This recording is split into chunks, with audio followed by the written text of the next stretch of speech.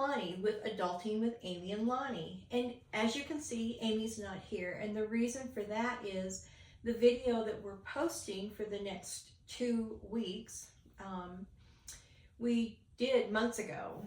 And we have been stating that if you have any special requests or something you'd like to have us research for you, we would gladly do it. Well, we had so many requests that this one we recorded, we put by the wayside, and we followed through with what you guys were looking for. So now we're getting to where we can post this video, but we didn't have the correct intro or the exit. And so that's what I'm doing, is just doing the introduction and then the exit, because you'll notice that we mentioned March in the very first video. But we so appreciate all your efforts and support and comments and things that you're asking us to do for you. We're all in and we love it. But Amy will be back. Like I said, this is just for the introduction and the exit.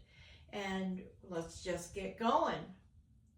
Hi, I'm Amy. Hi, I'm Lonnie. And you're adulting with Amy and Lani. Welcome to March's podcast on communication. But before we dive in, we've got some housekeeping and some introduction stuff. I'm going to throw it to Lani. Yes, I wanted to let you guys know that Amy and I are getting together on a weekly basis to record our videos, and we're also getting together to reply to your comments. So if you don't get an immediate reply, please know that we're not ignoring you and that we will be replying to your comment. It's just going to take us a week to be able to do that. And there is one other thing. We had a call to action last week. How did you do? We did. How did you do on your thank you? I did great on my call to action. My call to action, I'm pretty good about saying my love yous and thank yous. You are. But as we talked about, my call to action was to start gratitude journaling again. And I did pull that out and reminded myself of some really good stuff. And I did journal. So how about you? Well, my call to action was going to be writing thank you notes, because I've always admired people that do that, and I've never been one that has been good at it. And I keep thinking I need to do this, but I don't. Well, I didn't do one. I did 3. Oh, good! I was going to be, here goes our first confession. Here. No, I was able to get 3 done, and it felt really good. And they were well-deserved thank you notes, and I'm excited to really try and keep this momentum going. It makes me feel good about it. And again, that's part of this whole positive thing, doing things that make you feel good about yourself. And a side effect of that is that reciprocity, that nurturing of a friendship, that good communication. We're getting there. So you'll notice that Amy has the psychology end of all of these things that we're talking about as we go through, all the different segments we've got planned for you. And I'm more, my personal experiences, how I've handled it. And my way of handling it is just one vision. And if you're comfortable with sharing how you handled something that is different, we'd love that in the comment section, because it opens up others to other ways that make sense to them. Maybe my way doesn't make sense to you, but somebody else's will. And so we're very open to you sharing, if you're comfortable, maybe how you handled a situation, and it would help others along the way as well. There is no right or wrong, and we learn through the process. Some of us takes a little longer than others, but we do learn. And, I'm telling you, there's a variety of ways to handle things. So we really welcome the comments. We do. And check the comments, because there's some wisdom being shared out there. Yes. Shout out to Joey Call for a great example of treating yourself well, listening to your inner voice. Nice wisdom. Oh my nice goodness. Wisdom. Oh my goodness. Yeah. And we love your encouraging, kind comments. Thank you. Really, thank you so much for that. We want this to be organic. We want this to be an ongoing dialogue with you. We are, as we confessed in our first introduction, we are not professionals, but we are committed to being supportive of you, being supportive of each other, being supportive of ourselves, and sharing what that looks like. So Amy's going to start diving into positive communications and some of the struggles we have along the way with the positive communications, because communication is difficult and not always easy. This is very true. And I'm relying on Lani to jump in, because her experience and her wisdom it's just powerful. So let's talk about the dynamics of communication, starting with the importance of good communication. Yep. Do we know why it's important to communicate? Well, yes, because all human behavior is relationship related. Is it a relationship with yourself, with your coworker, with your colleague, with your mom, with your dad, with your sister, with your friend, with your coworkers? I say coworkers, your friends from church. It's all relationship. And so why is some of that important? Because good communication, effective communication, it nurtures our psyche, Understanding. our communication within our relationships, as I harp on that a lot, because that's what we have, is relationships. It builds trust and commitment. It establishes clarity and expectations. Well, what does that mean? It could be as, in a personal conversation, it could be as simple as, what time are we meeting for lunch? Where? With something more professional communication. The clarity and the expectations could be, Lani, you're in charge of getting those estimates to us by the next meeting, which is at 3:00 on Friday. Whatever that looks like, we've the expectations of the roles, of whatever those things need to be. Stevenson University, great quote. You'll see I love my quotes, I love my research, I'm a goober. I admit this freely. The quote is, when communication is effective, it leaves all parties involved satisfied and feeling accomplished. And that holds true for all communication, your personal communication or your professional communication. And there we go. So one of the first things we need to talk about is effective listening. That is, believe it or not, the most important component of communicating is listening. And of course you hear also that your body language says a lot. And you can tell when somebody is, what they're feeling by how they're talking to you. You know what, Lani? Lunch is at 3. Why was I cranky at her over lunch? Well, probably because I'm starving right now. But no. The body language says everything. Am I leaning in because I'm interested? You hear this. You hear this all the time. So, with effective listening, eye contact. And be careful about this. We are a diverse culture. Excuse my little faux pas there. And some cultures, eye contact is offensive. So we're going to talk a little bit more coming up here about cultural differences, traditions, those types of things. But in general, eye contact is important. I am listening to what you have to say. I'm also having your eye contact, so I know you're listening to what I have to say. This is tricky for a lot of us. I a little bit blame social media because it's changed our attention span. But listening to understand, not to reply. You know what I mean by that? I do. I absolutely do, because I am easily distracted. And it's and then a lot of times when somebody's talking and sharing, I have a thought that comes to my mind, and I need to get it out before I forget. And I've done that to my daughter several times. You know, I'll think of something and it's like, oh, wait, by the time I say something, I forgot what I was going to say. So if we're having a conversation, we're just catching up, we're just friends, and squirrel, not a problem. But if you're actively working through a conflict, or if you're in a professional capacity, consider taking notes. I was going to say, write it down. There you go. Yeah. There you go. Yeah. That's not going to be seen as rude. That's not going to be seen as disrespectful. It's something you want to come back to, but right now you have my attention. Yeah. Be mindful of your responses and your statements. Remember when we talked a little bit about responding, not reacting? We talked about that last time. Same type of mechanism. Take peace in the pause. There you go. That's perfect. That's perfectly said. Yeah. Rephrasing for clearer understanding or to demonstrate your understanding,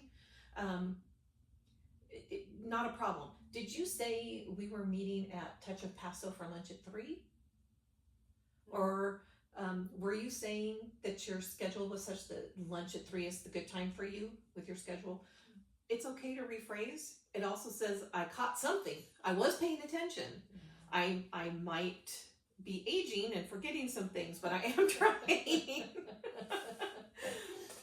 Be aware of your surroundings.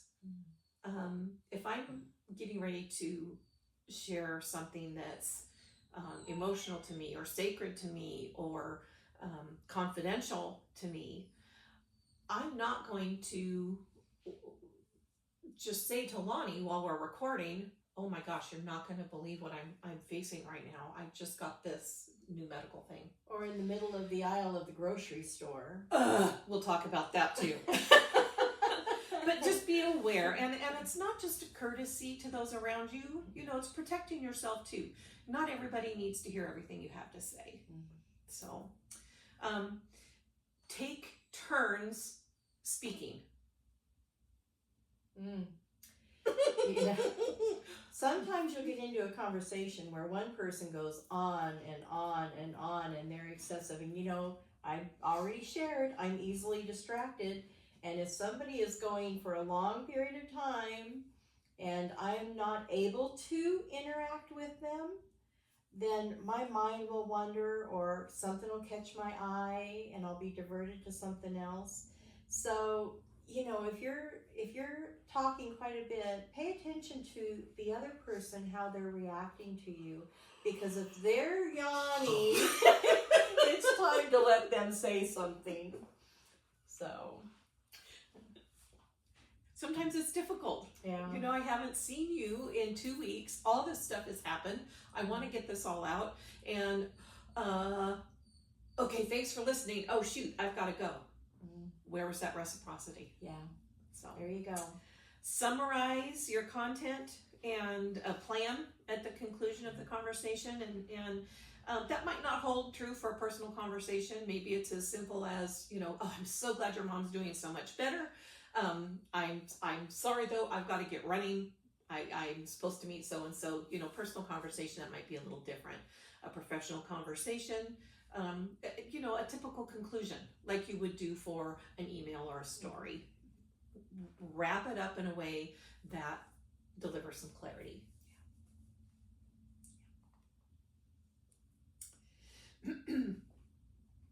Okay, I say this often. I have shared this with clients. I have shared this from the pulpit. I have shared this over and over and over. Let yourself off the hook a little bit. You are responsible for the presentation, not for the reception. Okay, what do I mean by that?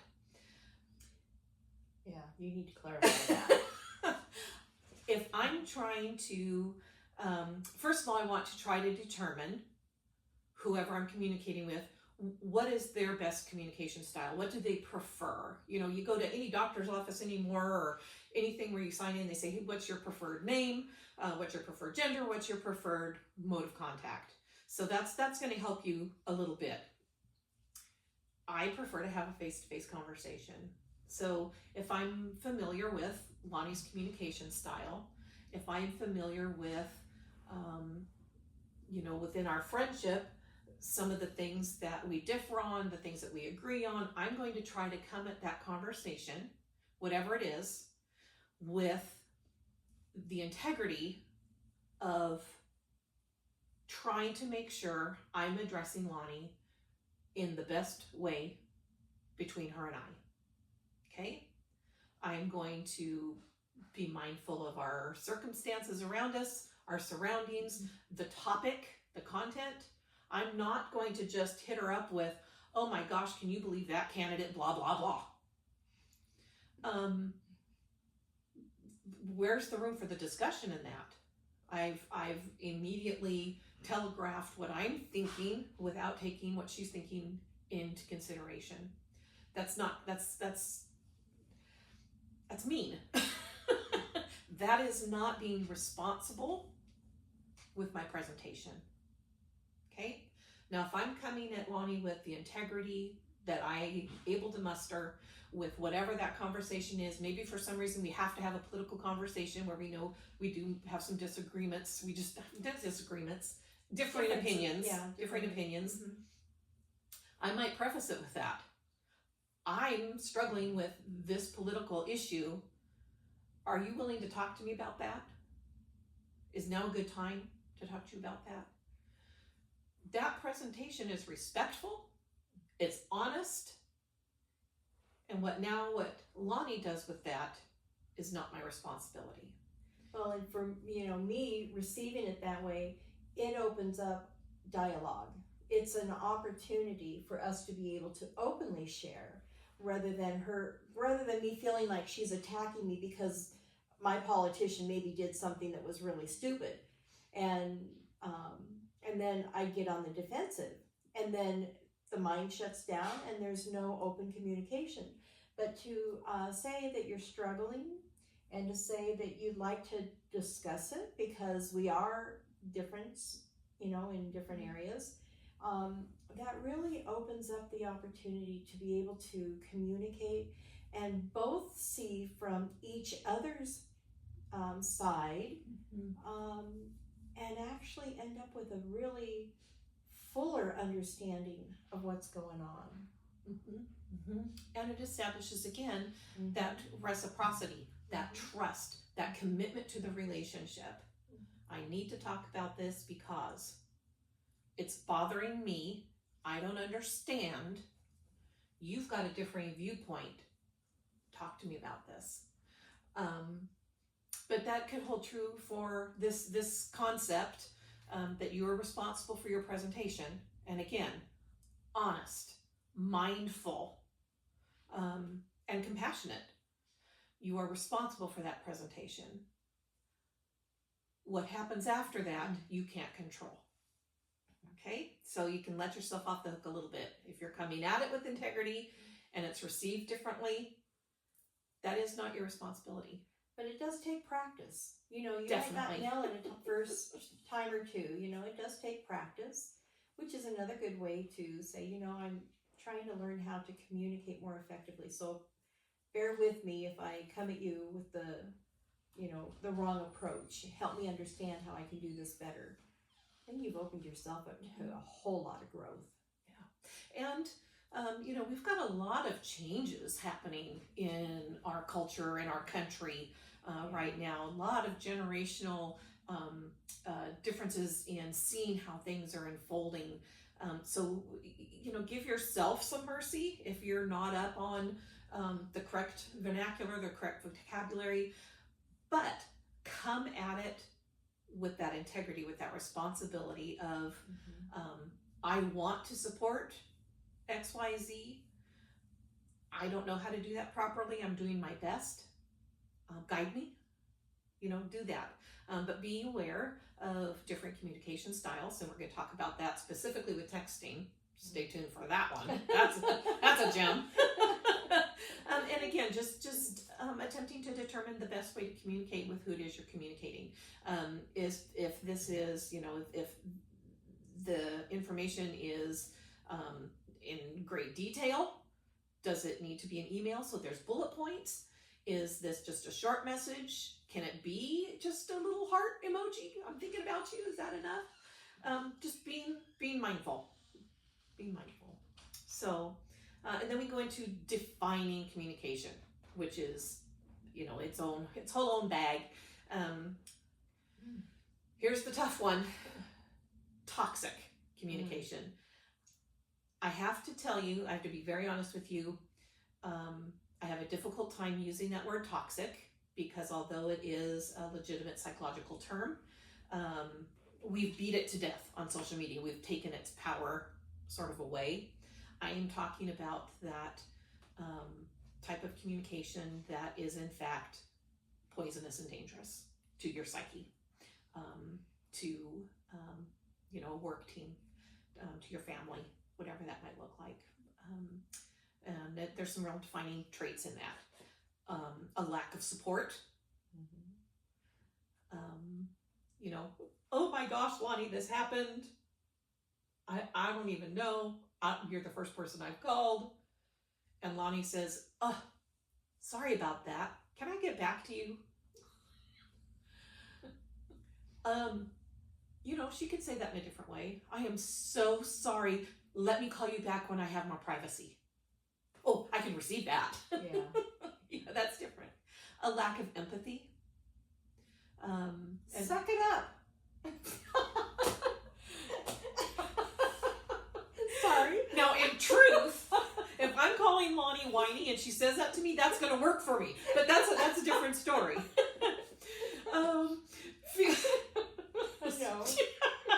No, there's some truth there.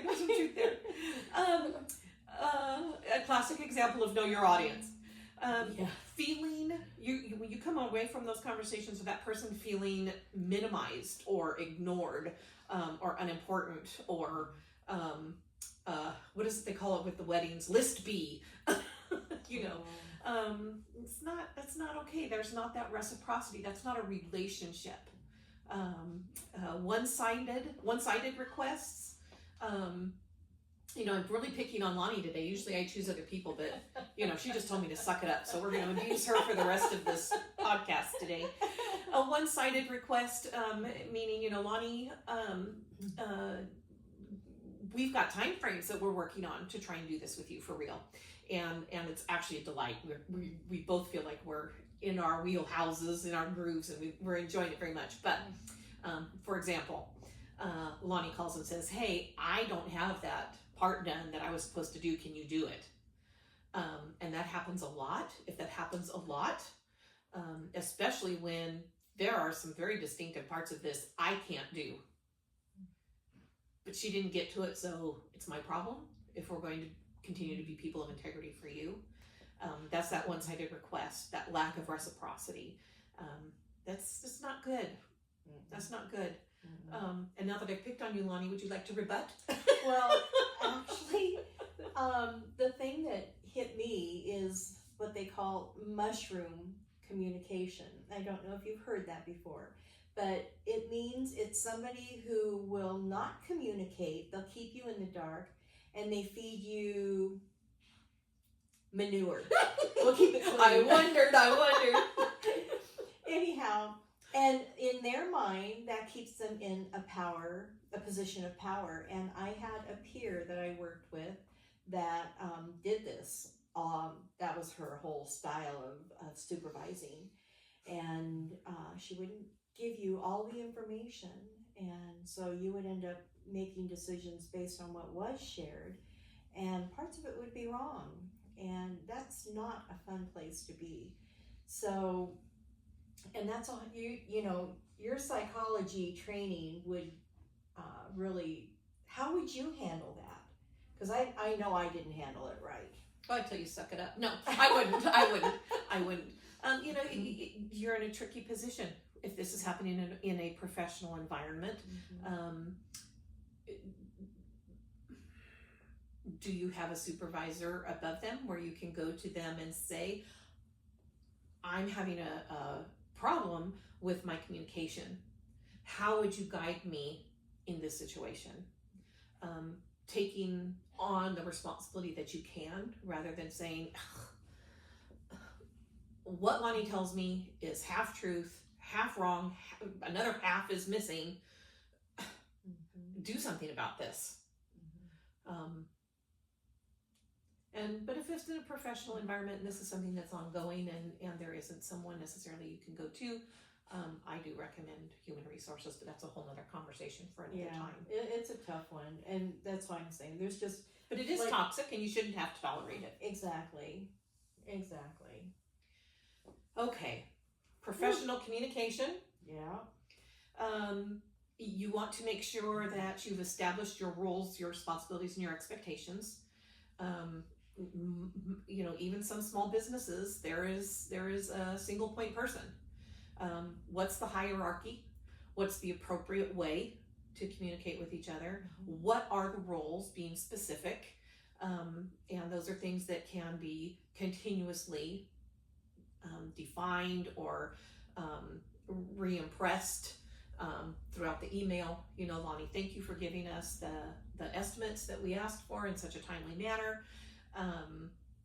Amy, just a reminder, the color chart is being handled by Kelly, and we're still waiting for your transportation budget. It can be harped on in a responsible way, but avoid personal or controversial topics. And this can be tricky because we do often develop a friendship with somebody we work with day in and day out. Sometimes we spend more time with them than we do with our own families. Save it. Save it for if you're on break. Don't be texting each other the private stuff at work. Don't be sending the GIFs, and yes, it is pronounced GIF. The guy who invented them said so. Keep it professional at work. This protects you. This protects that friend. I guess, let me say it protects you from all kinds of things. Harassment. That's a big, ugly word. So be clear that your professional life is your professional life.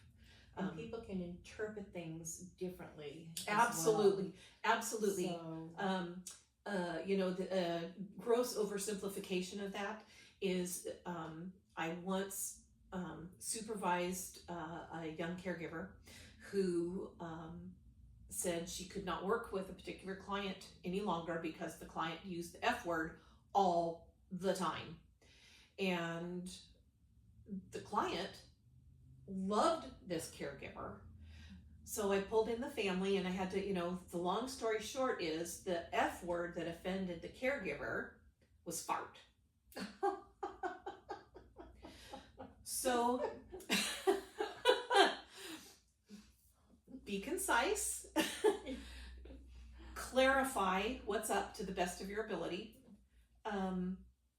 Take responsibility for your performance professionally in writing. And I'm talking about toot your horn and say your sorries, whatever that needs to be. Take responsibility in writing, because it looks good. It looks good. well, but not only that, when in some professions, they're quick to let you know what you've done wrong, and they glaze over all the things that you've accomplished and what you have done right. So I think, like Amy said, if you can toot your own horn, it really is a benefit to everybody. Letting them know, hey, I was able to get this accomplished in this time frame. We're looking at doing this to move forward to accomplish this. We hope to have it done by then. And then follow up on it. Say, hey, we got this done. We got it, done 2 weeks prior to what we planned. And especially when you're sending that to your upper management, then they know that you're actively being involved with your team and you're getting things accomplished and done, and you're looking to the future. And they can also, in turn, to their upper management, share what we are doing, and it makes the whole team look good. If you're keeping all your accomplishments quiet because you want somebody to acknowledge them for you, it doesn't benefit anybody. at all, not even yourself. Yeah. So it's a good idea to, find effective ways to be able to share what you have accomplished and what you're looking at for the future. And if it's needs to be redirected, then your supervisor has the opportunity to do that before you get too far down the wrong road. Right. So right. I did once send an email to a supervisor who was also the owner of the company, and I said, because I'd been there for several months with minimal guidance, and the email was, hi Lonnie, I'm having, great time learning about the company. Thank you again for this opportunity. I don't need gold stars, but I do need to know that I'm on the right track. This is what I've done, and this is where I'm headed. I was asking for that clarity because I hadn't received any. And the response I got was very interesting from this particular supervisor owner. And it was, if I don't tell you you've done it wrong, keep going. It was a management style. It's a choice. But, again, with the, demonstrate integrity, of course, but go ahead and say, gosh, team, I am really tickled that I was able to get those color charts out to you on time. I had some real challenges working with that particular company. Perhaps we can investigate another company so we're not worried about the timeliness. What did that do? It included the team in the decision. It said, woohoo for me. And it's truthful, of course. We're not going to treat anybody like a mushroom. We're going to demonstrate integrity in our professional life, in our professional communication. And I was going to share that during COVID, and I'm getting tired of everybody saying during COVID, it's getting to that point where we're beyond, but it's still a defining moment. It is, and there are some facts that actually revealed themselves during this time period. And one was when we were transitioning over to using Zoom as our form of communication because we were having to telework at home. And there were language. We're going to come back around to Zoom, but we had language barriers and technologies, and those things kind of made it a little challenging because we were all learning new things at the time. So anyhow, that was my take on the professional communications. Yes, and we'll revisit that. Yeah, but a very good point to be aware of language barriers, or again, there's many things that could make that different. Yes, excellent point. And I had a staff that came from another country, had a hard time understanding what was being asked, and so I would create a checklist, another form of communication, where because he didn't quite understand all our nuances, with the language, at least he could read down a checklist and understand how to get from point A to B to C and through the process. So there's a lot of forms of communication and not just the verbal or the physical. There's checklists, which I'm big on. Excellent. Yes. Yeah. I'm a contractor's granddaughter. Punch list. I have been guilty of writing something on the list after I did it just so I could cross it off, but that's another topic for another time. Okay, personal communication. This is very different. The way I'm going to communicate with Lonnie is a whole lot different than the way I'm going to communicate with a client. Pretty similar to the way I communicate with others in my personal circle. Yeah, I couldn't tell the client to suck it up. I have. Maybe not those words. So be honest about your feelings and what you need in communicating.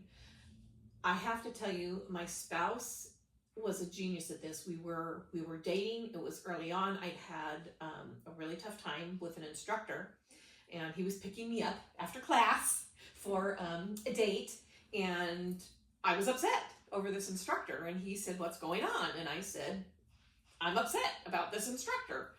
And he said, "Am I listening or are we fixing this?" wow, Mm.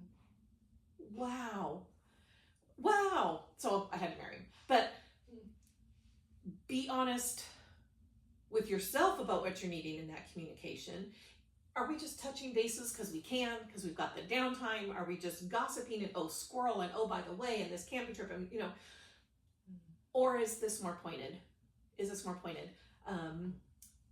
I had this emotional response to this thing that so-and-so said.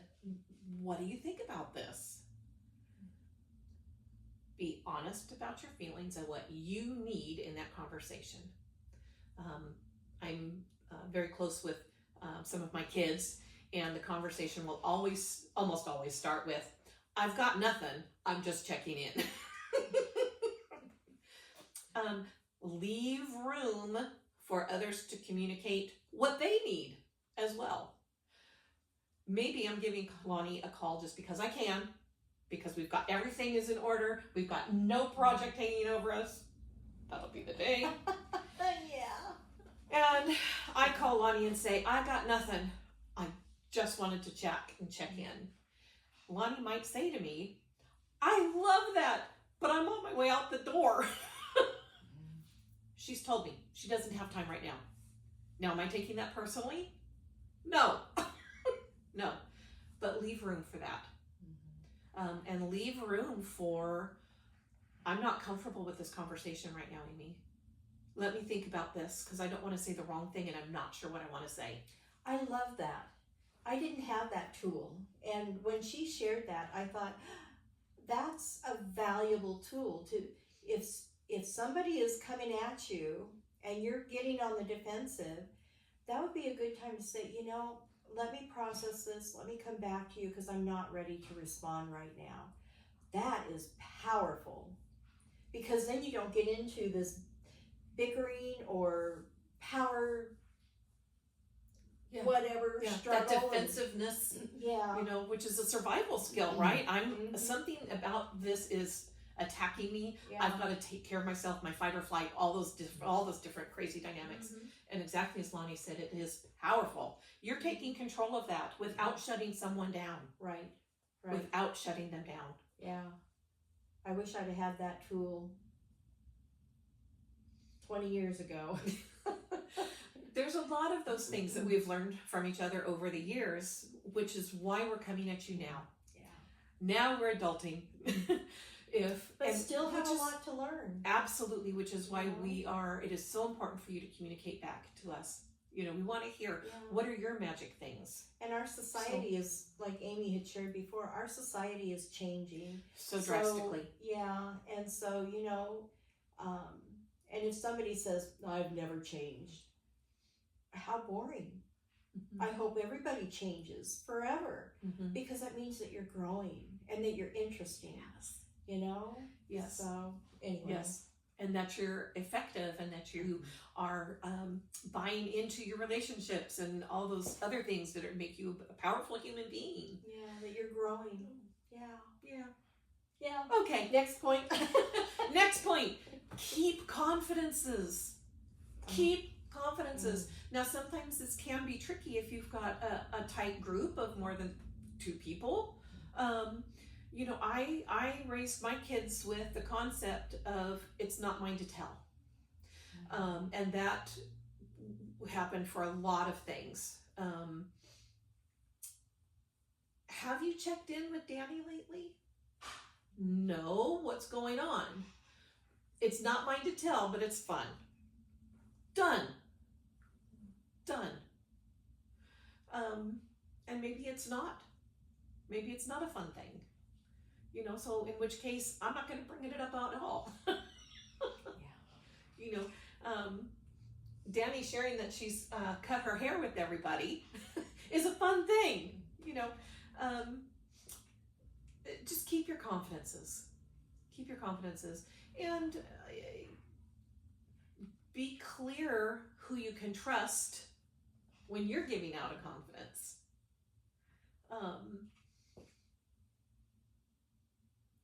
And wisdom. Yeah. When somebody betrays that trust, you might not want to trust them with confidences the next time. There's an old saying The first time, it's a shame. The second time, shame on you. Yes. The third time, shame on me. So keep that in mind. If somebody betrays it, it could have been an accident. It could have been they didn't realize that you didn't want it shared. So again, with communication, to be very clear, I'm going to share something with you, but I don't want you to tell anybody else. You know, that's very clear. But if they do it after they know they shouldn't, then shame on them. I wouldn't trust them again. And if I do, then it's shame on me for having done that. Yeah. And frankly, it could also be done, as Lonnie said, accidentally in a well-meaning capacity. I had this experience. I had shared something that I wasn't ready to go anywhere, and got a phone call from someone that I hadn't shared it with saying, I just want you to know that, you know, we're here and we're supporting you and we're praying for you. Okay. Thank you for your support. Thank you for your prayers. You know, I will take that any day of the week. But I did go back to this friend and say, you know, this made me uncomfortable. And what the heck? Over. And it was completely sincere. They were so overwhelmed personally, they needed a support system. So be aware of that too. That was fair. That was fair that they needed their own support system. So, but keep confidences. Take responsibility for clearing up misunderstandings. Maybe you didn't start it, but you can put an end to it. And that's that integrity and that reciprocity. You know what, Lonnie? I'm really uncomfortable with how that last text exchange went. I'm afraid something got lost in the translation. Can we start over? Was that pretty simple? Yeah. That's pretty simple. So take responsibility for cleaning up. Maybe you have to be the first one to take that step. And again, that's power. And that says this relationship is so important to me that I'm willing to call this out. Yeah. Is it you? Is it me? It doesn't matter. Let's fix it. Or try to fix it. One of the other things I said to my kids all the time was, if something comes up, tell me. Give me the opportunity to fix it or defend it. So until next time, have a wonderful day. Bye.